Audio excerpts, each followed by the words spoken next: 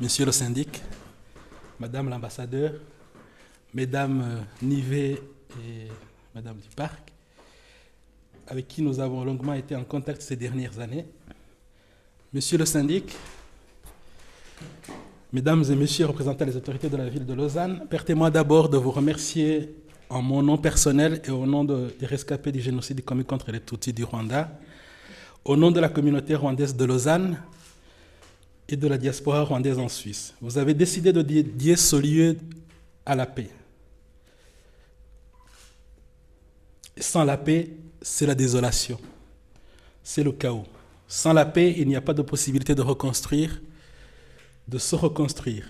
Sans la paix, il n'y a pas de possibilité de se projeter, de partager les projets d'avenir, d'être optimiste, d'avoir de l'espoir. Quand on parle de paix, on pense aux divers endroits dans le monde qui en manquent, qui ont besoin d'espoir.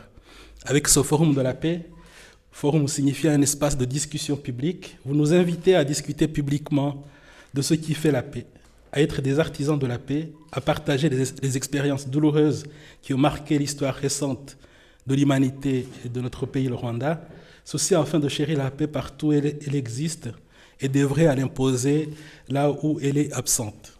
Parmi l'histoire récente de l'humanité, en 1994, le Rwanda a été le théâtre de l'anéantissement d'une partie de la population rwandaise. Les Tutsis rwandais ont été victimes d'un génocide, plus d'1 million de morts en 100 jours. Un génocide n'a lieu que quand il est planifié, organisé, exécuté par les organes de l'État. Ce génocide a été possible parce que les autorités de l'époque ont décidé d'éliminer définitivement les Tutsis. Ils se sont appuyés sur l'idéologie raciste du Hutu Power, l'idéologie des extrémistes Hutus partisans du nationalisme ethnique, et l'ont inoculé dans la société rwandaise pendant 3 décennies, entre les années 60 et 90, embarquant les civils dans des actes d'assassinat de leurs semblables. Le Rwanda ne serait ce qu'il est devenu aujourd'hui si des hommes et des femmes épris de justice, des Rwandais en général, n'avaient pas rejeté cette idéologie de division et vaincu ce mal absolu. Si au Rwanda nous avons connu le pire des politiques, nous avons aussi la chance, depuis que le Rwanda a touché le feu en 1994, d'avoir des leaders avec à leur tête le président Paul Kagame, qui ont su ramener les Rwandais à vivre ensemble dans la paix ces 30 dernières années. Notre communauté connaît dans sa chair ce que c'est de manquer de paix. En avril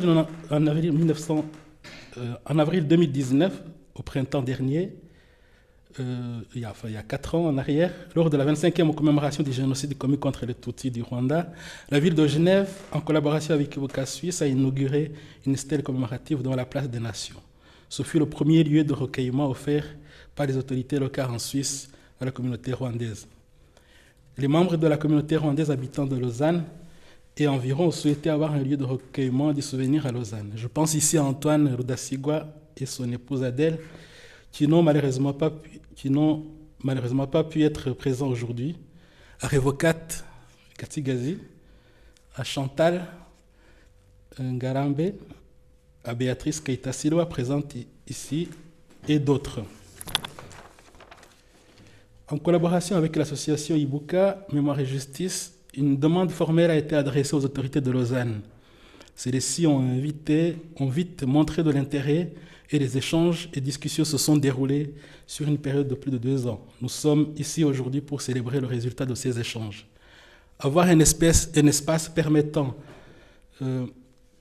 les échanges sur la mémoire du génocide des Tutsis et d'autres génocides reconnus contribuera à mettre à disposition aux citoyens de Lausanne et environ les expériences et les connaissances des peuples éprouvés sur les mécanismes qui conduisent à de tels crimes. Nous remercierons assez les autorités de Lausanne, Monsieur le syndic, de votre compréhension et de votre solidarité.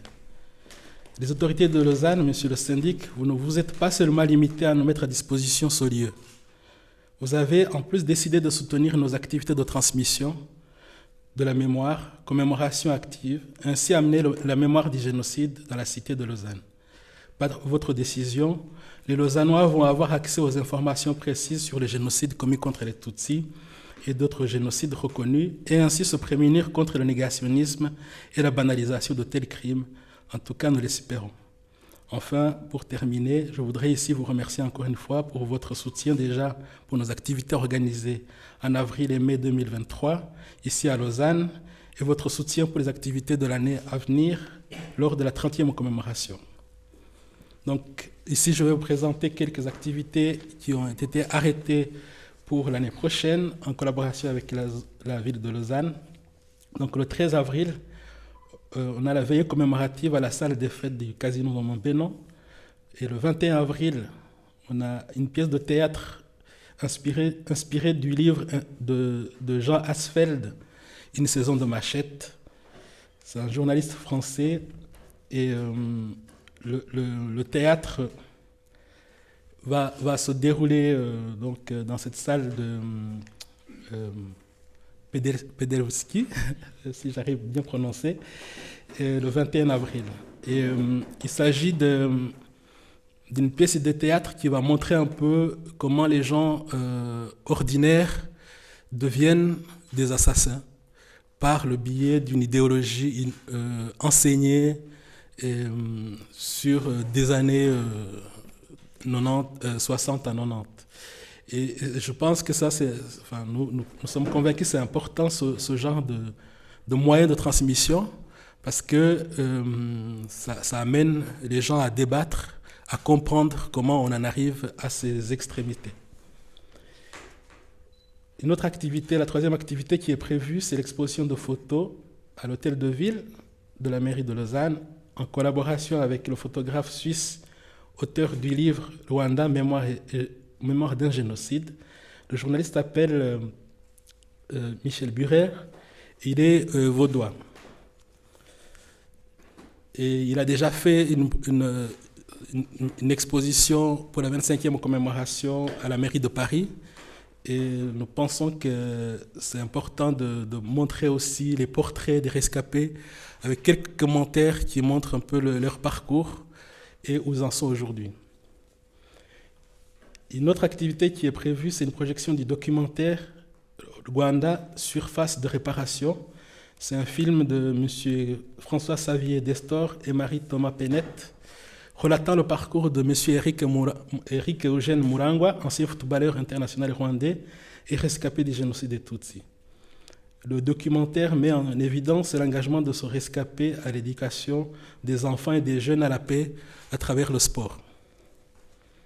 Nous espérons aussi, ce n'est pas encore confirmé, organiser peut-être des lectures dans la bibliothèque de la municipalité où des rescapés qui ont fait des récits de leur parcours pourront venir échanger avec les Lausannois qui fréquentent les bibliothèques. Puis aussi, nous pensons aussi peut-être aussi organiser quelques conférences.